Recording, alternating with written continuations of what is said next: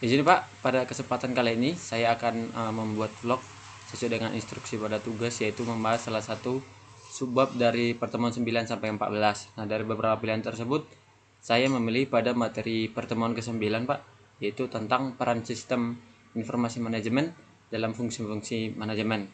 Karena menurut saya topik ini sangat menarik dan relevan dengan kondisi perusahaan di era digital saat ini. Di video ini, saya akan menjelaskan mungkin bagaimana sistem manajemen dan sistem informasi manajemen tersebut dalam mendukung fungsi-fungsi manajemen di sebuah suatu organisasi. Nah, kalau kita lihat saat ini, hampir semua perusahaan itu sudah menggunakan sistem berbasis teknologi. Dalam mengambil keputusan, manajer tidak bisa hanya mengandalkan intuisi atau feeling saja, tetapi mereka harus membuat data yang akurat, relevan, dan juga cepat. Nah, disinilah sistem informasi manajemen itu sangat diperlukan. Karena menurut teori dari Kenneth Loudon dan Jane Loudon, sistem informasi manajemen ini adalah sistem yang menyediakan informasi untuk membantu manajer dalam mengambil suatu keputusan baik secara efektif dan efisien. Jadi, sistem informasi manajemen ini bukan hanya soal teori atau teknologi, tetapi juga alat bantu dalam proses pengambilan keputusan dalam teori manajemen. Nah, untuk teori manajemen yang ditemukan oleh Henry Fayol, terdapat 4 fungsi utama manajemen yang dibahas pada pertemuan ini, yaitu ada pertama membahas tentang planning, yang kedua organisasi, yang ketiga tentang leading, dan yang keempat itu adalah controlling. Nah, pertama planning atau perencanaan. Kita akan membahas satu persatu di sini.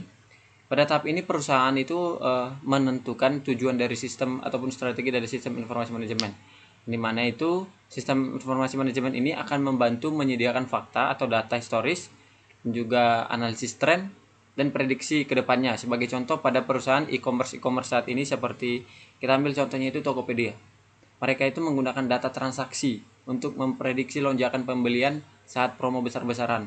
Mungkin itu disediakan di periode-periode atau bulan-bulan tertentu yang dimana bisa sebagai data ataupun bahan. Yang dimana dengan begitu stok bisa disiapkan lebih matang dan risiko kehabisan barang bisa diminimalkan. Terus ada tahapan yang kedua, yaitu organizing atau perorganisasian. Untuk teori yang kedua ini, manfaatnya itu adalah sistem informasi manajemen ini membantu menghubungkan berbagai bahan dalam perusahaan agar bisa bekerja secara terorganisasi. Contohnya nih pada aplikasi Gojek, sistemnya itu menghubungkan antara pelanggan, driver, dan juga pembayaran dalam suatu informasi ataupun aplikasi itu.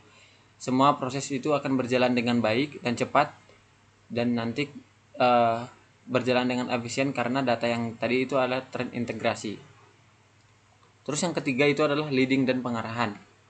Nah, untuk fungsi yang ketiga ini, pimpinan itu memiliki tugas, yaitu memberikan motivasi dan arahan kepada karyawan atau bawahannya. Dengan adanya dashboard kinerja, pimpinan bisa melihat performa karyawan secara objektif. Misalnya ada di perusahaan manufaktur, seperti mungkin saya searching tadi ada di perusahaan Toyota, yang dimana manajer dapat memantau kinerja lini produksi secara real time, sehingga evaluasi dilakukan berdasarkan data dan bukan berdasarkan asumsi. Dan untuk yang keempat itu adalah fungsi controlling ataupun pengendalian, yang dimana sistem informasi manajemen ini memungkinkan perusahaan dapat memantau apakah kegiatan sudah sesuai dengan rencana atau belum, seperti pada tahap yang pertama tadi. Nah, contohnya ada pada perusahaan logistik yang mungkin yang menggunakan sistem monitoring untuk melacak pengiriman barang dan untuk melacak biaya operasionalnya. Jika terjadi keterlambatan ataupun pembengkakan biaya, perusahaan bisa segera mengambil tindakan korektif. Nah, dalam penjelasan tersebut dapat kita lihat bahwa sistem informasi manajemen ini akan mendukung seluruh fungsi manajemen, mulai dari perencanaan sampai dengan pengendalian. Dengan adanya sistem informasi manajemen ini, keputusan bisa menjadi lebih cepat, lebih tepat, dan berbasis data.